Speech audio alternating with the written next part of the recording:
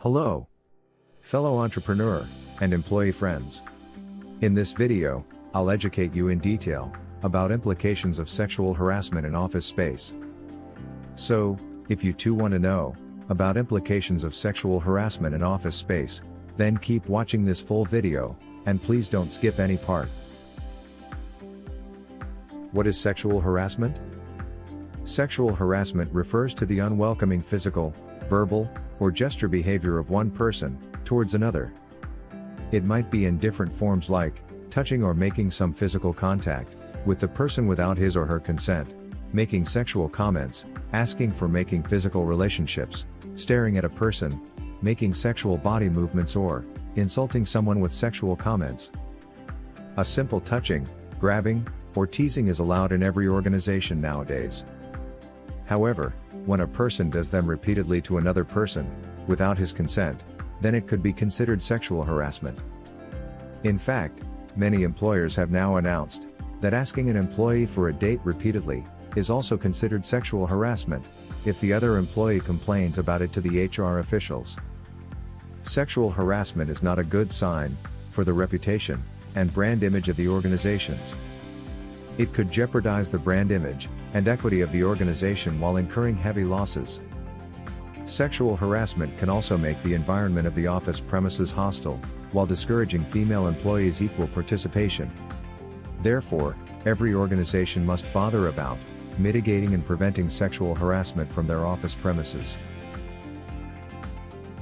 Legal implications of sexual harassment. Sexual harassment comes under the category of illegal sex discrimination, under Title VII of the Civil Rights Act, 1964.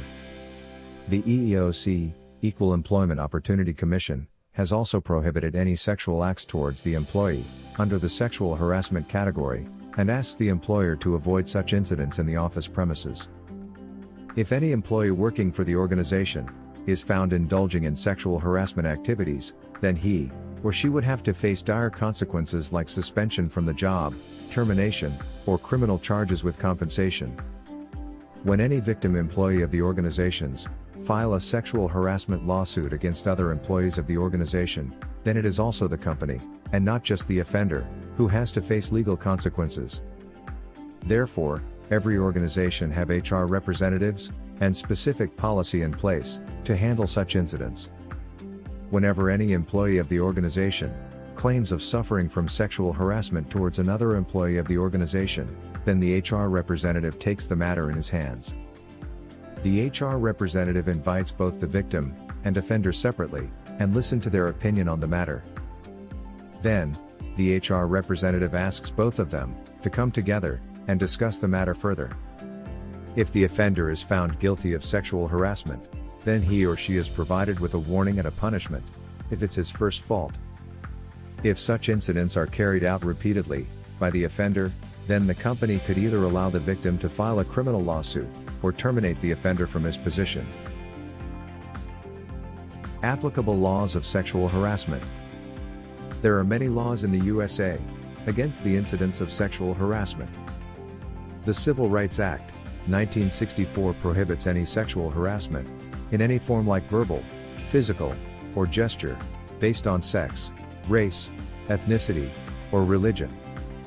Initially, this law covers only women. Thereafter, during the amendment in the year 2000, both men and women were covered against any sexual harassment. The first ever case of sexual harassment in the USA was Barnes versus Train, 1974, that helped the judiciary system of the USA to establish sexual harassment as the form of sex discrimination, in case any sexual advances are made by a male employee towards a female employee, and vice versa. The EEOC issued further regulations towards sexual harassment, while stating it as the form of sex discrimination that is prohibited under the Civil Rights Act, 1964. Another case, Meritor Savings Bank versus Vinson, helped the EEOC and the judiciary system of the USA to make further amendments for sexual harassment, and to consider it as a violation of the Title VII of the Civil Rights Act, 1964. Meanwhile, the Civil Rights Act, 1991 made further amendments to the Title VII protections and included the rights of women for suing and collecting punitive and compensatory damages against the sexual harassment crimes.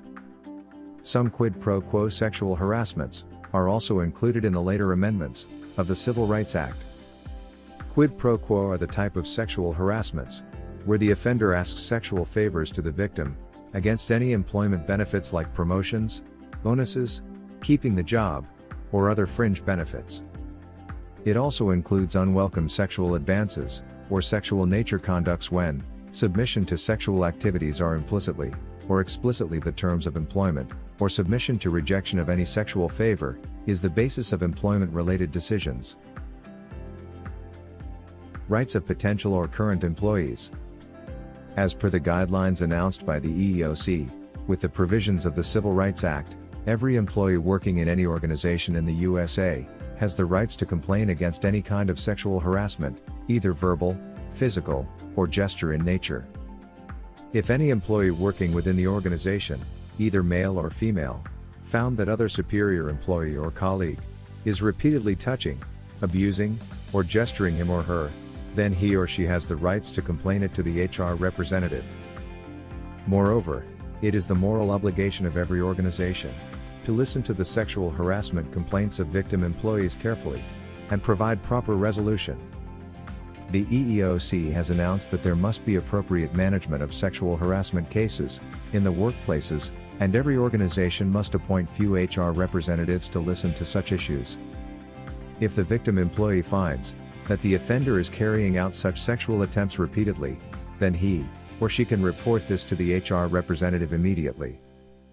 Now, the HR representative has the responsibility to take cognizance of the matter and provide an immediate resolution. The HR representative could discuss the issues separately with both the victim and the offender.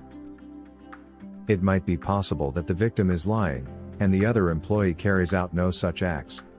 Therefore, it is necessary to check the validity of such claims. The HR representative must gather necessary clues to check the validity of claims made by the victim, like CCTV footages, and could also consult other employees for such issues.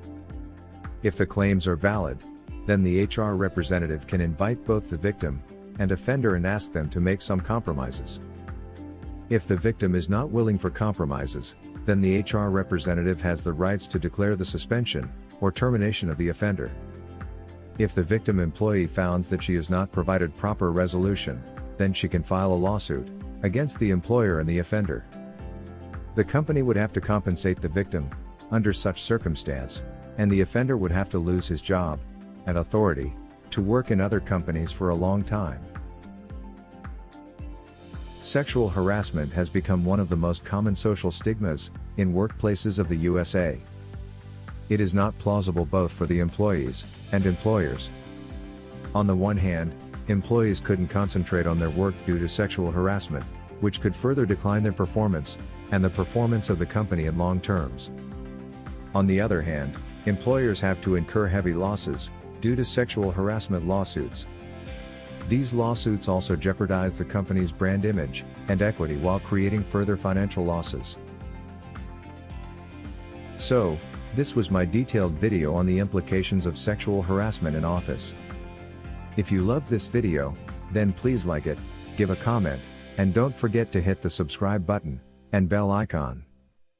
This will let you watch our videos instantly whenever they are uploaded in our channel.